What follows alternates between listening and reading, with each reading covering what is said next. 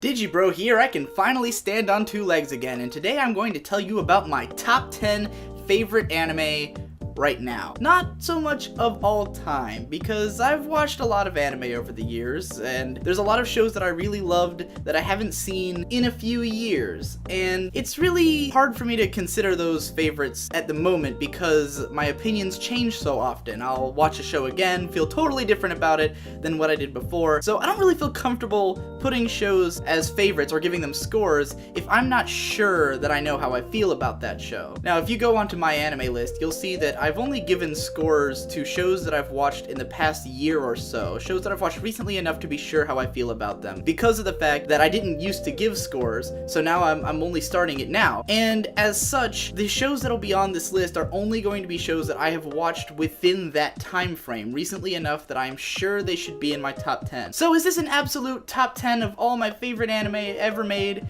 Not exactly. Cowboy Bebop might make this list in the future. Neon Genesis Evangelion should definitely be on here. Revolutionary Girl Utena, Steins Gate. All of these are shows that I could easily imagine being in my top 10, but none of them are on here because I haven't seen them in a long time, and I can't be totally sure. Without further ado, I will dive into the 10 shows that right now I feel are appropriate to be on my top 10 list, and in the future, probably in either 6 months or in 1 year, depending on how much things change as I go ahead, I will update this list with whatever it is at that time. So, number 10, Space Dandy, the latest addition to my favorites list. Space Dandy is just this really fun, exciting, adventurous show that breaks a lot of new ground. It shows me things that I've never seen in anime before.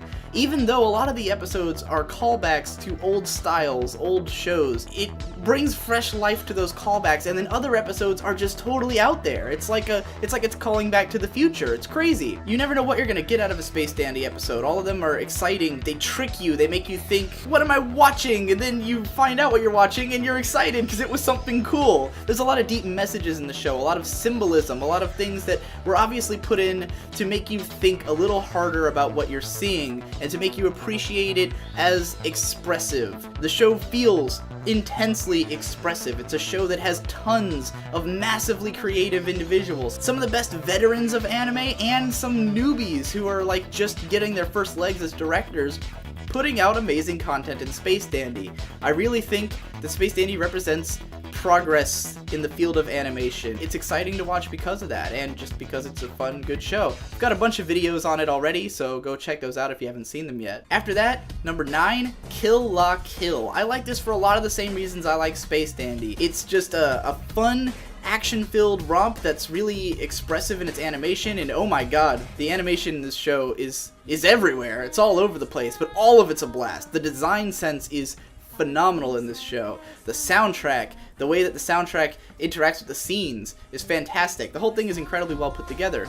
The problem with Kill La Kill is that the first time you watch it, you don't know where it's going. It kind of feels like a clusterfuck, especially in the teen episodes where this plot doesn't really seem to be moving forward, and there's a lot of scenes that you're like, is this necessary? But when you go back and watch it again, and you already know what you're gonna get out of it, it doesn't really have that same problem, because almost every episode is fun. No matter what, it's fun to watch. So as long as you already are aware of the story, where it's going, what's going on, and then you watch it again, then you can just sit back and appreciate those scenes for what they are, which is really fun to watch action scenes that they obviously had a lot of care put into them. The show has tons and tons of symbolism and deeper allusions to other things, which once I started reading other people's analysis of Kill La Kill is really when I started to love the show, because when I first watched it I didn't really understand what it was going for thematically because it seemed so confusing, but then when I saw other people analyze the themes, like in some posts I'll link in the description, that's when it really opened up to me and I felt like I understood. And I've also made some videos on Kill La Kill as well, so you should check those out too. Number 8,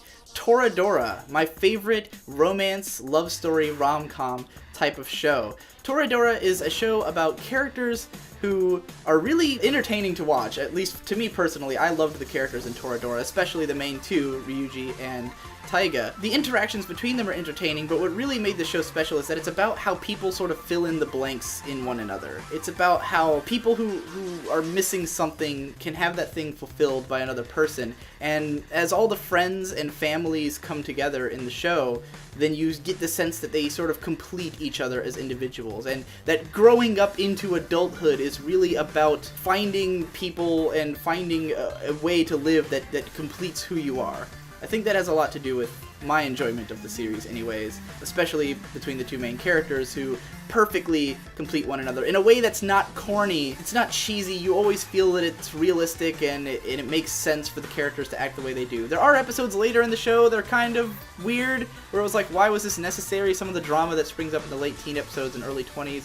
But overall, I think it's a fantastic love story. At number 7, I'm putting the Kara no Kyokai films, the whole bundle of them, but especially number 7, number 5, and number 1 are my 3 favorites. Kara no Kyokai is a tone piece more than anything. It's all about atmosphere. It's about feeling. First of all, one of my favorite soundtracks of all time, probably one of my top 5 or top 10, Yuki Kajiura's soundtrack for these films, especially the first one, is phenomenal. The animation and the feeling of these dark city landscapes just appeals to me perfectly. More than anything, what Kara no Kyokai does is appeal to me specifically. It has a lot of my personal, like, things that I've always loved, things that as a teenager I was big into. Deep philosophical ideas, psychological ideas that are interesting to explore. I won't say it's the deepest show ever, and I won't say that the storyline is very good. The themes it presents are good, the atmosphere is good. The story and characters are sort of secondary to all that. They sort of just provide a backdrop for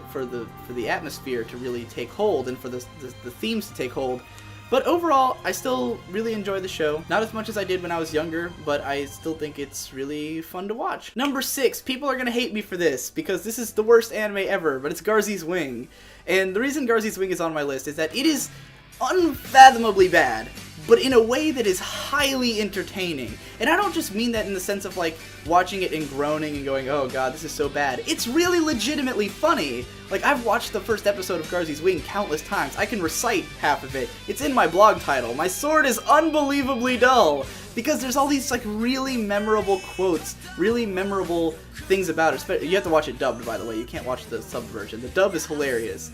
And it's so memorable and so interesting that it really is one of my favorites. It's one of my favorite viewing experiences of anime, especially to watch with people who haven't seen it yet, or to watch with friends who get the jokes as well, is just a blast. And I think it's a better comedy and entertainment experience than most anime that I've seen, so that's why it's still in here. At number 5, Log Horizon, a genius show about characters getting trapped inside of a video game, but instead of wondering about the big mystery of how they got there or the big mystery of how do we get out, the question is, what is this world and how do we live in it? How do we form a society inside of a video game? How can we make life here? It uses the principles of video games in really inventive and interesting ways to build its world, where, say, like NPCs, for instance, don't see themselves as non-player characters. They have an AI, and they have the lore of the world that they live in. They believe in that because that's who they are. So the show then starts asking questions about, like, well, what does the lore from the game suggest about the mechanics of this world? How does this world operate? And by figuring that out and learning new things, the characters form an empire or a community rather, and are able to live and coexist inside this game. It's fascinating to watch. Lots of great economic principles going on, societal principles, likable characters, and big memorable moments like in episode 7 and I want to say 16. Just huge moments that really stick out. Must watch, I would say. Anyways, at number 4, Ghost in the Shell Standalone Complex. I'm just grouping all of it into one. Standalone Complex is the most densely packed show that I've ever seen. It presents an entire society, like this post-singularity transhumanist world where people are, merging with machines, where technology kind of overtakes the globe, and it presents us with how this would affect society, how this would affect psychology, philosophy. What do these technological advances suggest about our world? What kind of problems and conflicts would arise from this world existing?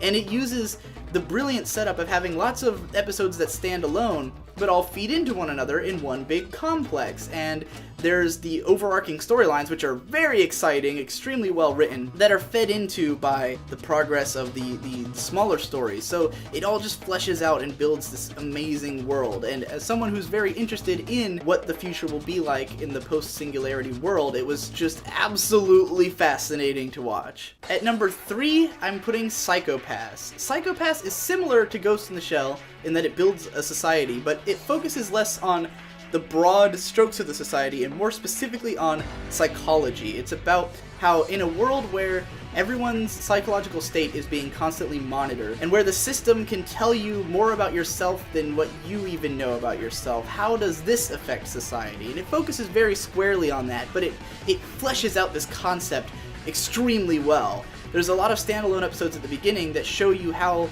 the system affects the individual people and how it can drive certain people to madness, and then it evolves into this really big epic storyline. This one is full of big memorable moments, full of awesome quotes, awesome characters. Tsunemori Akane is one of my favorite characters in anime, partly because she's got like my favorite voice actress, Hanazawa Kana, and because she's adorable, and because she represents like everything that I believe in morally. And then there's all these other great characters, the villain Makishima, one of the most memorable villains in anime. So yeah, I just love Psycho-Pass a lot. I love the look of it, I love the feel of it, I love everything about it. Number 2, Ponyo on the Cliff by the Sea. This is the hardest one for me to explain because there is not a deep analytical reason for why I like Ponyo.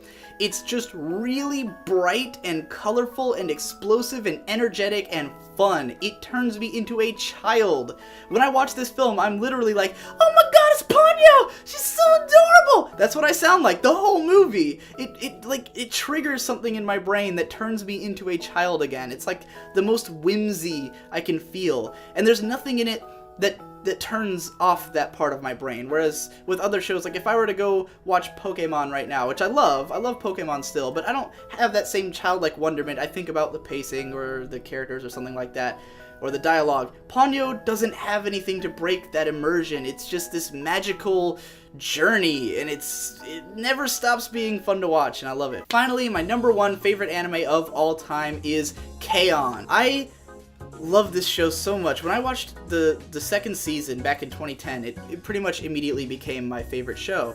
But it was funny because at the time, I only really liked season 2. I thought season 1 was just okay, and then season 2 blew me out of the water. This year, I've rewatched season 1, haven't gotten to the second one yet, and it blew my mind all over again. I realized that even in season 1, K-On! Was absolutely amazing. And the reason is that the characters in this show, first of all, it's got my favorite cast of characters ever. All 5 of the main characters are just the best characters in anime. Especially Yui and Ritsu, because both of them have the best vocal performances by a long shot that I've ever heard in a show.